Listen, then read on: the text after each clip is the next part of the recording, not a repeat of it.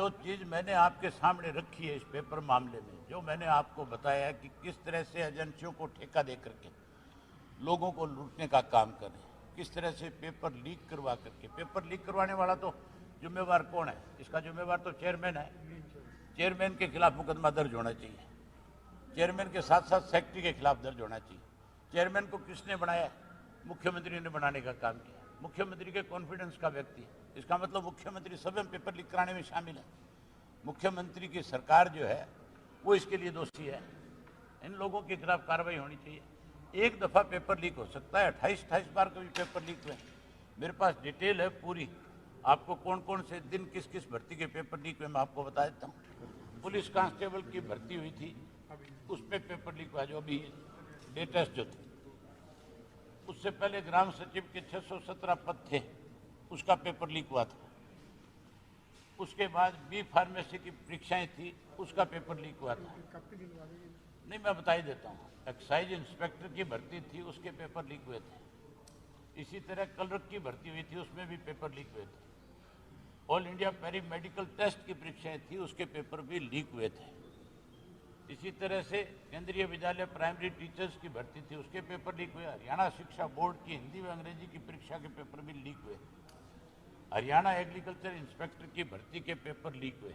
Assistant professor college cadre की भर्ती थी, उसके पेपर भी लीक हुए। NEET परीक्षा जो थी नीट की जो, उसके पेपर भी लीक हुए थे। Haryana civil services judicial HCS के जो पेपर थे वो भी लीक हुए। इससे ज़्यादा बड़ी शर्म की बात नहीं हो सकती कि जुडिशियल के भी पेपर लीक कराए गए। नायब तहसीलदारों की भर्ती जो हुई थी, उसका पेपर भी लीक हुआ था। अटेस्ट की जो उसकी जो एस्टेट की जो भर्ती थी, उसकी भी पेपर लीक हुआ था।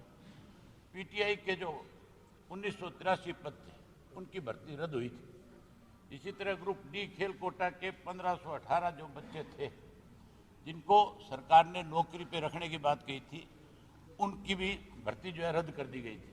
ग्रुप D के कोटा जूनियर लेक्चरर असिस्टेंट के 61 पद थे, उसकी भी भर्ती रद्द कर दी इन्होंने। PGT संस्कृत के पद जो थे 626 जो निकाले गए, पहले पैसे लिए गए उनसे, और फिर उनके एग्जाम हो गए। एग्जाम होने के बाद जहां उनको नौकरी पे रखना चाहिए था, उनकी भर्ती को भी रद्द कर दिया इन्होंने। इसी तरह से TGT इंग्लिश के जो 1035 पद थे, उनको भी जहाँ नौकरी देनी चाहिए थी, उनकी भर्ती भी इन्होंने रद्द करने का काम किया।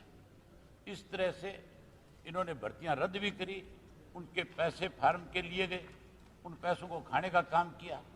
ये भी एक बहुत बड़ा भ्रष्टाचार का मामला है। इस सारे की जांच CBI से होनी चाहिए, ताकि इन बच्चों का जिनका पैसा लगा है, उनको उनका पैसा वापस मिले, और जो लोग इसके दोषी हैं उन लोगों के खिलाफ कार्रवाई।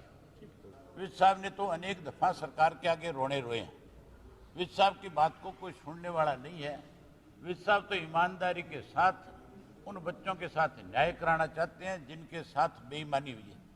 अगर इसकी जांच CBI से कराई जाए तो फिर जो बात मैंने कही है, ये मुख्यमंत्री तक इसकी लपट जाएगी।